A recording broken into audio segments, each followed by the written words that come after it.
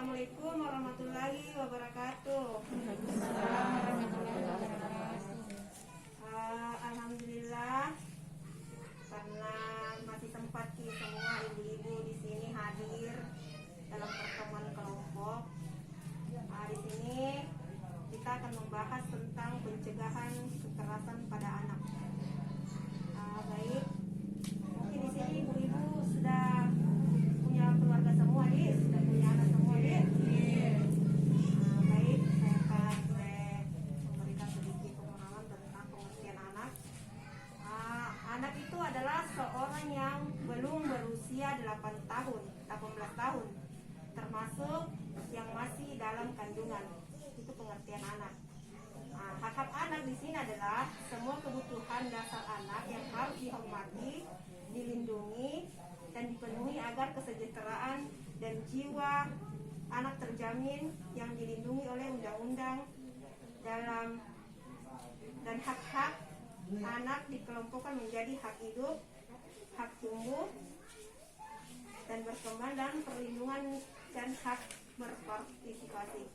Kelompok hak anak itu ada bermacam-macam, yaitu hak hidup. Hak hidup itu adalah hak atas hidup dan kebutuhan dasar untuk keberlangsungan hidup anak. Contohnya mendapatkan ASI, imunisasi, makanan bergizi, perawatan kesehatan, tempat tinggal yang layak. Di sini ibu-ibu mungkin selalu dikasih imunisasi anak-anak tadi. Sering-sering bawa ke anak pergi di posyandu imunisasi. Terus yang kedua, hak tumbuh kembang. Hak untuk mengembangkan potensi secara penuh, yaitu dengan mendapatkan pendidikan, termasuk pendidikan usia dini. Jadi itu anak-anak ada namanya hak tumbuh kembang. Dan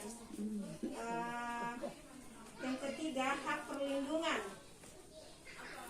Hak perlindungan anak itu untuk mencegah terjadinya segala bentuk kekerasan, penelantaran dan eksploitasi.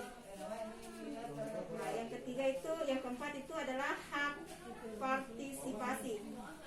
Hak partisipasi adalah memberikan kesempatan pada anak untuk terlibat dalam hal-hal yang mempengaruhi hidup mereka sesuai dengan usia dan tingkat perkembangan anak.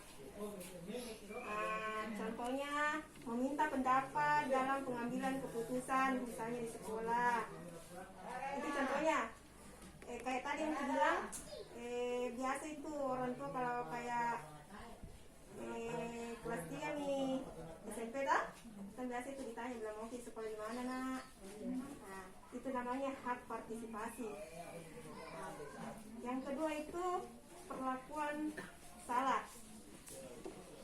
Segala bentuk perlakuan yang tidak sepatutnya dilakukan oleh orang-orang yang diberikan tanggung jawab atas kuasa atas dan mempunyai kewajiban untuk memelihara dan merawat anak yang dapat berpotensi merugikan sementara atau permanen. Contohnya kekerasan, eksploitasi, penelantaran dan pembahayaan. Biasa juga itu ada orang tua melakukan itu tadi perlakuan salah seperti kekerasan. Biasa itu ada orang tua di rumah anaknya tuh, maksudnya itu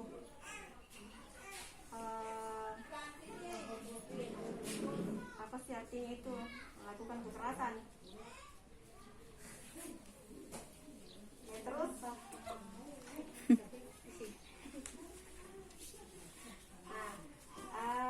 adapun kekerasan yang saya maksud tadi ini adalah perbuatan terhadap anak yang berakibatkan timbulnya kesengsaraan atau penderitaan secara fisik.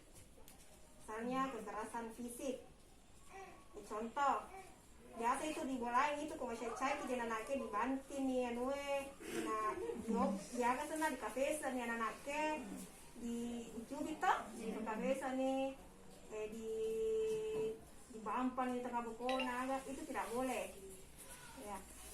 Terus kekerasan fisikis, ya biasa itu membetan anak itu lagi di sana-sana di tempat kafe sediaga, itu sebenarnya tidak boleh karena bekas itu dehunya anak. Terus kekerasan fisikis, itu kekerasan fisikis perbuatan yang mengakibatkan rasa tidak nyaman bahkan menimbulkan trauma yang berkepanjangan. Nah, yan atau dendre ukuran kafe sana biasa trauma nanae tahu sedih nanae apa na itu mana melan bah mata nami tahu nih itu namanya kekerasan psikis. Terus kekerasan seksual. Nah, di sini kalau kekerasan seksual